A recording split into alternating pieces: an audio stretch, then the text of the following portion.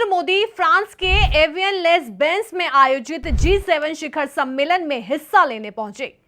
वो इस वक्त फ्रांस में मौजूद हैं, लेकिन G7 में भारत की मौजूदगी से काफी लोगों के मन में सवाल उठता है कि देश G7 का सदस्य नहीं है, फिर भी पिछले 2 दशकों से उसे लगातार इस मंच पर विशेष आमंत्रित देश के रूप में क्यों बुलाया जाता रहा है। इस बार G7 का agenda global challenges, economic stability, artificial intelligence का रेगुलेशन, यूक्रेन और ईरान में चल रहे संघर्षों पर पूरी तरह से फोकस है।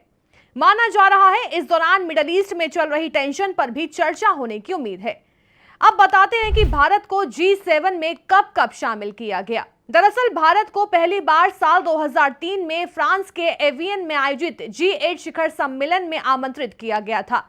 उस समय भारत, चीन, ब्राजील, मेक्सिको और दक्षिण अफ्रीका को पहली बार विशेष अतिथि के तौर पर बुलाया गया। इसके बाद से भारत समय समय पर G8 और बाद में G7 बैठकों में शामिल होता रहा है। अब बताते हैं कि क्या है G7। G7 दुनिया की 7 प्रमुख विकसित अर्थव्यवस्थाओं का समूह है। इसमें Canada, France, Germany, Italy, Japan, United kingdom और यूनाइटेड स्टेट्स शामिल हैं। इसके अलावा यूरोपियन यूनियन भी समूह का हिस्सा है। अब बताते हैं कि क्या है G7 का पूरा इतिहास। G7 की जड़ें 1973 में मिलती हैं। उस समय दुनिया तेल संकट, महंगाई और आर्थिक अस्थिरता का सामना कर रही थी। 25 मार्च 1973 को अमेरिका के तत्कालीन ट्रेजरी सेक्रेटरी जॉर्ज शुल्टज ने अमेरिका, पश्चिम जर्मनी, फ्रांस और ब्रिटेन के वित्त मंत्रियों की एक अनौपचारिक बैठक बुलाई। ये बैठक व्हाइट हाउस की लाइब्रेरी में हुई थी, इसलिए इसे लाइब्रेरी ग्रुप कहा गया। बाद में जापान भी समूह में शामिल हो गया और ये G5 यानी ग्रुप ऑफ 5 बन गया। G5 के सदस्य थे अमेरिका, ब्रिटेन, फ्रांस, पश्चिम जर्मनी और जापान। G6 का गठन कैसे हुआ? 1974 में कई सदस्य देशों में नेतृत्व परिवर्तन हुआ। अमेरिका में रिचर्ड निक्सन ने इस्तीफा दिया। पश्चिम जर्मनी और जापान में भी राजनीतिक बदलाव हुए।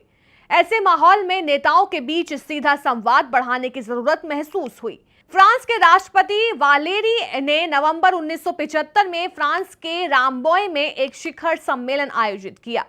इसमें G5 देशों के साथ इटली को भी शामिल किया गया। इस तरह G6 यानी ग्रुप ऑफ 6 का जन्म हुआ। अब इसमें इटली भी जुड़ गया। अब सवाल ये कि आखिर भारत को बार बार क्यों बुलाया जाता है? इसमें दुनिया की सबसे बड़ी आबादी वाला देश, तेजी से बढ़ती अर्थव्यवस्था, ग्लोबल साउथ की मजबूत आवाज क्यों अब भी महत्वपूर्ण है G7?